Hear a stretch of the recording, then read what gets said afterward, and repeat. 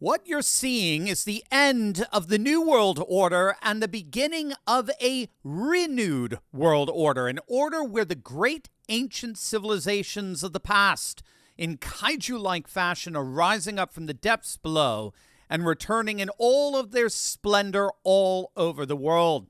As many of you know, Russian and U.S. officials have met in Riyadh and have agreed to establish a framework for ending the Ukraine conflict once and for all. After the meeting, Russian Foreign Minister Sergei Lavrov had this to say. Well, to prevent any attempts to disrupt this resumption of relationships between Russia and the US, we need to continue. And after this meeting, I can say that it's been quite a success. The conceptual approach to further steps, it was laid down by the presidents during their phone call, and we felt great attitude and willingness of our American counterparts to push this forward actively, and we're going to do the same. Thank you. Now, of course, the conversation between Trump and Putin that Lavrov is referring to there is the lengthy conversation the two leaders had a couple of days back, after which Trump announced a tectonic shift in U.S. policy. Trump agreed that a return to 2014 borders between Russia and Ukraine is completely untenable. That does translate into the permanent annexation of 20% of Ukraine into the Russian Federation.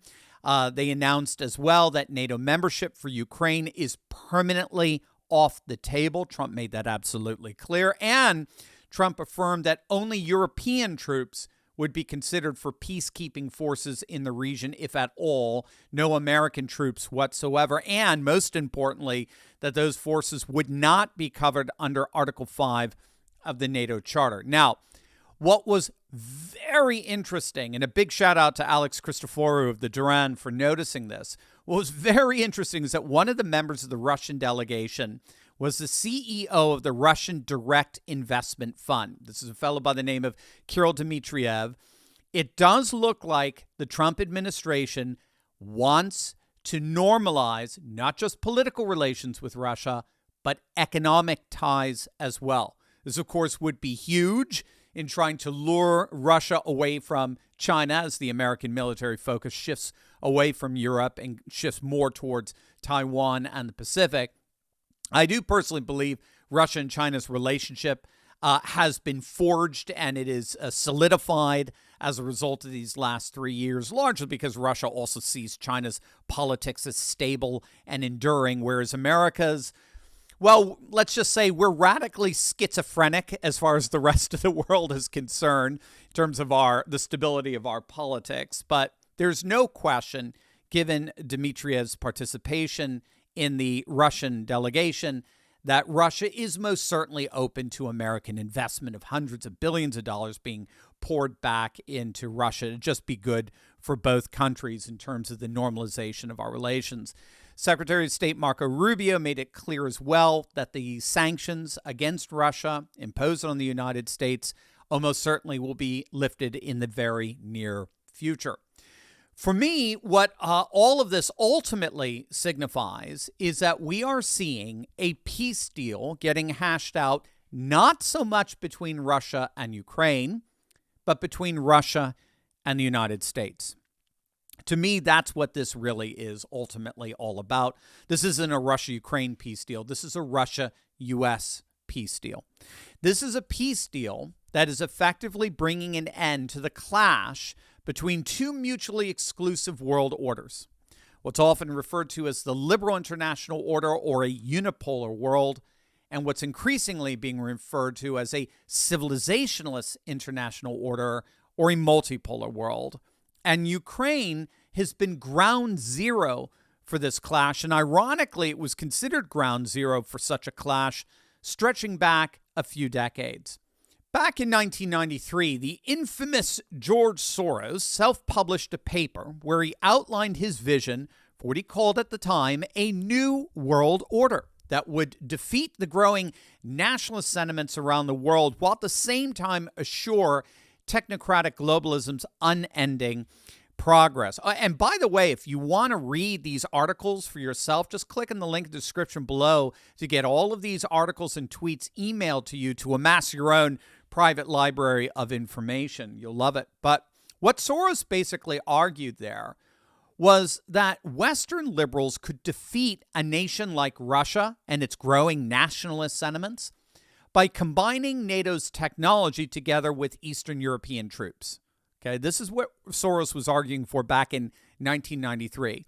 So globalists would defeat, say, like Russian nationalism with a combination of NATO technology and Eastern European troops. So Soros recognized that Westerners had no stomach for the mass casualties that would inevitably result from a hot war with Russia. But Eastern European populations, as far as he was concerned, weren't as weak-kneed when it came to casualties. Eastern European populations, like Ukrainians, could handle this, again, according to Soros, they could stomach mass casualties in a way that Western nations couldn't. But Western nations had the technology. They had the weaponry. So if you could combine NATO technology with Eastern Europe, or more specifically, Ukrainian troops, that's the secret sauce to how you take down Russia.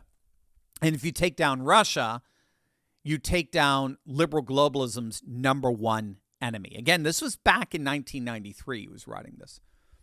So with this as our background, do you want to take a guess as to what Soros is saying today in response to Trump?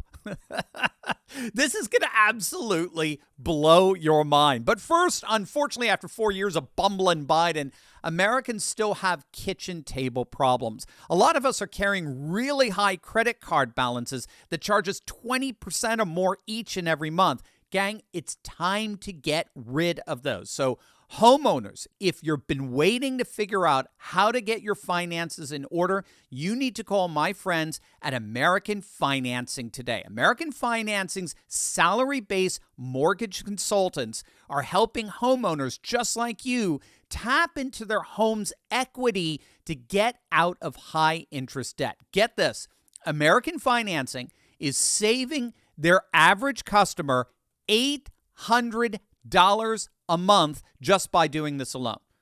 Saving that kind of money every month should make this decision really easy. All it takes is a 10-minute, no-cost, no-obligation phone call to find out how much you can save. And to make it even sweeter, if you start today, you might be able to delay 2 mortgage payments.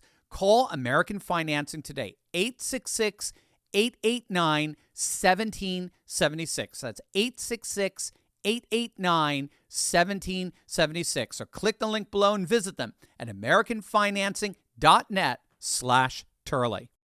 Several months back, a new Soros, George Soros' son Alex, now the head of his fledgling globalist NGO empire, wrote an op-ed openly worrying that a victory by Trump in the upcoming presidential elections would radically endanger European unity and deliver a blow to the globalist agenda. Now, by European unity, Soros is, of course, talking about the European Union, of which he's a major supporter along with his father. George Soros was a rabid opponent of Brexit and actually did everything he possibly could to try to thwart the past referendum from ever being implemented. So much for democracy, right?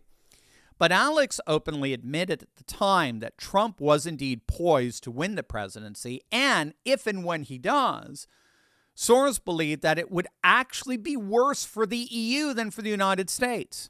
And this is because it would, quote, imperil European unity and undermine the progress achieved on so many fronts in response to the war in Ukraine.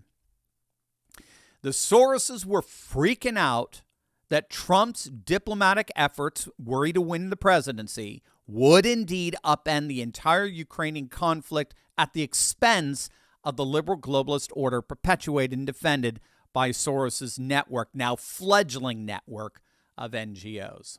Well, as it turns out, he was absolutely right. Trump has no interest whatsoever in continuing with the charade of a unipolar liberal world order. Liberal globalism is now officially dead, and these peace negotiations in Riyadh appear to be ultimately about restoring peace, not necessarily between Russia and Ukraine. Yes, that's certainly part of it, but between these two larger great power blocs, the the U.S. and Russia. And that's the key to understanding this new world that's rising. What made bumbling Biden's regime just so dangerous is they operated with the mistaken notion, the delusion, that the U.S.-led NATO alliance represented the only superpower on the planet. That's what we mean by a unipolar world. And therefore, NATO had the power and indeed the obligation to enforce its will wherever it wanted. That's how the initial encroachment of Russia into Ukraine started, as we've detailed for years now on this channel. A blitzkrieg of Western-based sanctions followed, including against Russia's central bank. We now know collective West destroyed the Nord Stream pipeline. The United States did, at least. Hundreds of billions of dollars of NATO weaponry and intelligence went into Ukraine. But in the end, here we are 3 years later, and Russia has annexed 20% of Ukraine permanently into the Russian Federation. They've taken over pretty much the whole of the Russian-speaking part of Ukraine. And the longer this conflict has lasted, the more territory Russia takes. This Soros-based plan of using NATO technology with Ukrainian troops failed. It backfired. And Trump appears to be interpreting this ultimately as a failure of the liberal international order itself, the very globalist order that Soros and the bullies in Brussels and the dolts in D.C. have been advocates and champions of over the last 3 decades. And so the new world that's rising recognizes that there's not just one, but multiple power blocks all around the world: Russia, China, India, Turkey. In fact, it's not coincidental that these talks are happening in Riyadh. Saudi Arabia is the default leader of the rising Sunni civilizationalist world. Saudi Arabia is growing into a major power block in this renewed world order, as I like to call it.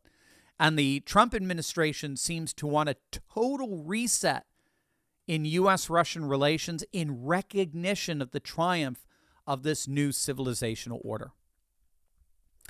If that is ultimately what is achieved here, then the irony is that after 30 years, it wasn't Russia that got buried as a result of the weaponization of Ukraine.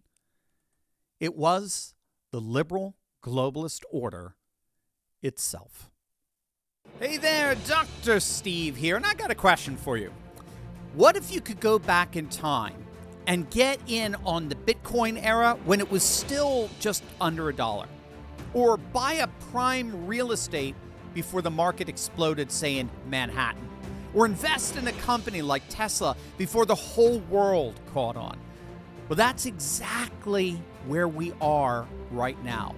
The parallel economy is exploding like never before. New financial opportunities are opening up, and those who see the shift and take action early are the ones who will prosper the most. That's why I'm hosting a live 90-minute event on February 27th called the America's Golden Age Summit. Now, I'll be joined by some amazing expert guests who are going to show you how to position yourself for massive success in this new era. But even better, what exactly to do in this new era. It's a truly one-of-a-kind, game-changing event. Click the link, grab your spot, and be a part of America's Golden Age Summit. Do not miss this chance to get ahead. I can't wait to see you there.